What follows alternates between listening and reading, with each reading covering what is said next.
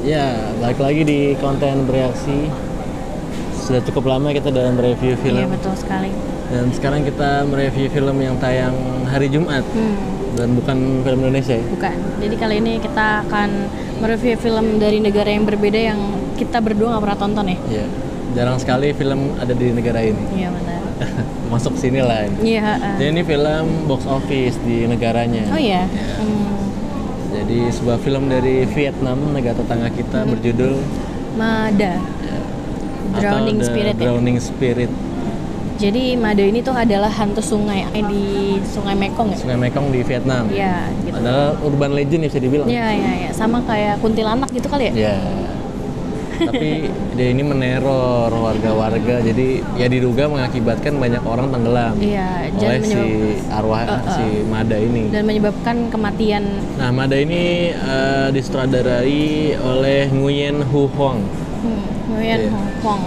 dan banyak cast juga di sini. Ada siapa aja? Ada Trung Dang, Ada Viet Wong yang jadi emaknya. emaknya gitu dong. Oh, Miss Lee Lee. Terus ada Tang Lok. Sanglok. Ya. Nah, ada pemain lainnya. Ya, karena informasinya nggak banyak Terbatas. ya. Iya benar. Nah, Ya. Jadi si Lee ini punya seorang anak ya. Nah, dia sayang sekali sama anaknya. Namanya Nyung. Nyung. Nah, si Nyung ini nih menemukan sebuah boneka di pinggir sungai. Ya, jadi boneka ini tuh sebelumnya udah di backstory-nya tuh jadi bonekanya si Mada ya. Iya. Bonekanya Mada yang dia bawa waktu dia bundir. Diri. Gitu. Nah, terus boneka ini jadi kayak boneka keramat gitu ya. Terus diambil lah tuh sama si Nyung ya waktu di perjalanan dia pulang Dari sekolah. sekolah. Gitu. Akhirnya itu yang bikin si Nyung ini dihantui sama si arwah Mada ini. Ya, jadi dia bisa ngelihat Mada diteror lah gitu intinya sama si Mada gitu. Nah, selagi Nyung juga diteror dengan Mada, kejadian-kejadian tenggelamnya warga-warga tuh masih terus berlanjut gitu ya di situ. Lanjut di daerah itulah dia. Jadi pesisir sungai itulah intinya. Ternyata selain jadi ibu-ibu pada umumnya, ternyata si Miss Lee ini nih punya pekerjaan yaitu pengambil nyawa, pengambil jenazah. Jenazah Jadi jenazah yang tenggelam diambil dipercaya sama dia. 3 hari setelahnya tuh setelah hilang dia akan ke permukaan. Nah, si Lee ini nih yang bertugas ngambil si jenazah yang udah ngapung lah gitu Iya, istilahnya. intinya apa. Jadi pekerjaan dia cukup berat sebagai seorang wanita ya sebenarnya ya. Teror warga-warga yang tenggelam ini makin lama makin banyak Makin gitu. banyak. Akhirnya tersebarlah rumor kalau Mada yang melakukan hal tersebut gitu. Nah, kenapa Mada melakukan hal itu gitu? Apa sih yang membuat Mada melakukan hal itu? Saya tonton di film. Iya, alasan-alasannya gitu kenapa dan apa gitu. Untuk sebuah film di negara tetangga ya dia pengambilan gambar dan segala macamnya bagus-bagus aja sih.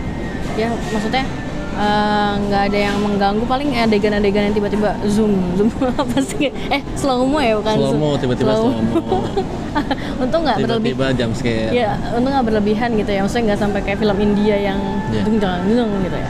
Terus jump scare-nya agak berlebihan sih sebenarnya ya. Dia tuh ketebak sih, cuman ya udah aja. Ketebak gitu. ditambah sound-sound yang kenceng banget.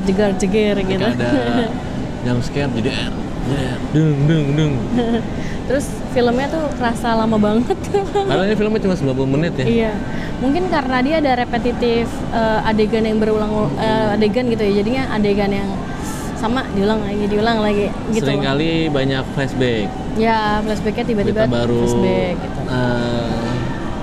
Jalan alurnya flashback, jalan lagi alurnya flashback. Ya memang itu sebagai ini ya pengingat cerita gitu. Jadi supaya yang nonton kita audiens tuh ya tahu arahnya mau kemana ini. Iya. Langsung gamblang diceritain di si. Tapi tetap film ini. ya di film ini maksudnya kita tetap dibawa untuk penasaran apa sih yang bakal dilakukan Mada gitu. Iya. Apa sih kenapa dia menghantui Nyung terus gitu. Terus Dan- apa yang bakal mempengaruhi pekerjaannya si Lee. gitu kan intinya kayak gitu. Apakah Lee-nya bisa menghilangkan kutukan ini? Iya gitu. Untuk horor-horor yang ditampilkan di film ini sih horor-horor klasik Indo yang pada zaman-zaman sebelum-sebelum yang sekarang 2012-an lah. banyak yang keras-keras gitu ya. Kalau sekarang kan kayaknya apalah gor-gor gitu lah, tusuk lah, belek lah apa. Nah ini nggak ada yang kayak Lebih ke gitu-gitu ya. tradisional horor. Iya, tapi untuk orang-orang yang suka yang kayak gini ya enak aja ditontonnya gitu ya, nyaman. Film-film yang apa hantunya emang terus meneror Iya. dan kita nggak tahu sebenarnya dia tuh dibusnain pakai apa. Nah pas banget nonton film ini nih. Untuk kelebihannya sendiri gimana filmnya? Kelebihannya mungkin dari segi penceritaan ya. Tadi satu dia banyak flashback supaya kita ngerti tujuan ceritanya tuh mau kemana. Satu. Walaupun tiba-tiba gitu ya flashbacknya. Ya. Terus yang kedua tuh kayak ternyata sepanjang film yang kita kira seperti ini aja ternyata tidak, teman-teman. Iya. Terus suka sih sama pengambilan nuansa yang Sungai Mekong tuh dapat banget horornya gitu kan, di segala sisi gitu, walaupun dia lagi siang gitu kayak dapat mistisnya gitu loh. Dan jadi, malam juga nggak gelap, jadi terang itu. Iya. Memang ada kayak gitulah gitu, gimana sih? Pemukiman pinggir sungai iya, gitulah. Jadi kita dibawa mengenal sebuah kehidupan di sungai, pinggir-pinggir sungai gitu kayak gimana gitu ya. Dan nggak asing gitu ya, kayak di Kalimantan gitu ya mungkin ya kalau misalkan di Indonesia gitu. Terus endingnya yang nggak ketebak sih. Dan tiba-tiba kalian akan dikasih tahu twist di akhir. Kirain twist dia bakalan oke juga nih. Kirain dia bakalan jadi klasik-klasik biasa aja gitu ya, horornya kayak kan dikirain kita udah nyampe ending gitu kan. Iya, di akhir tuh mikirnya udah kayak ini mah kayak horor Indo nih, udah selesainya gini tak gitu. Karena tidak, teman-teman, itu adalah sebuah twist ternyata. Ada plot twist di situ. Ya ngerti lah kenapa film ini bisa jadi box office ya. Walaupun sebenarnya twistnya bisa sampai sini. Twistnya enggak yang luar biasa sih, enggak ya. Ini cuman, sudah pernah dipakai di mungkin ya horor beberapa film gitu. Nah, cuman di sini ya kita kayak ngebawa di zaman sekarang tuh kayak ngebawa spirit yang dulu gitu. Iya, maksudnya di awal juga dia nggak nampilin bakalan ada kasus yang gitu, karena kan dia secara di ceritanya tuh alurnya tuh runut gitu loh, nanti dan masuk akal aja gitu untuk kita terima sebagai penonton, dan ternyata nggak gitu keren sampai di akhirnya aja ada dokumenter sedikit ya, kita bisa nonton. Jadi tuh kita udah pas di credit scene aja kita masih tetap nontonin sampai selesai gitu. Jadi berubah jadi kayak horor semi dokumenter yang kisah nyata apa kayak gimana, tapi dia tidak menyebutkan ini kisah nyata. Aku berpikir bahwa kalau ini dibikin versi dokumenter apa kayak The Medium gitu lebih mencekam nggak sih? Cekam. Gitu kan? Tapi ini kan ada fiksinya, kayak di fiksi di awal tuh. Tapi kan The Medium juga fiksi. Dia sebenarnya menceritakan. The Medium memang secara dokumenter. Kayak keramat gitu loh, jadi dia bikinnya apa namanya kalau kayak gitu? Iya, mau komentarin. Iya gitu, jadi. Nah kalau di sini kan dibikin fiksi dulu. Iya, ini dibikin film horor aja gitu kan. Gitu. Cuman di akhirnya ya itu ada pendapat tentang Mada tuh apa gitu, dia tuh siapa? Penyintas. Korban. Ya memang orang-orang yang tinggal di situ kan. Saksi orang yang pernah melihat dan merasakan ada Mada di sungai itu ya.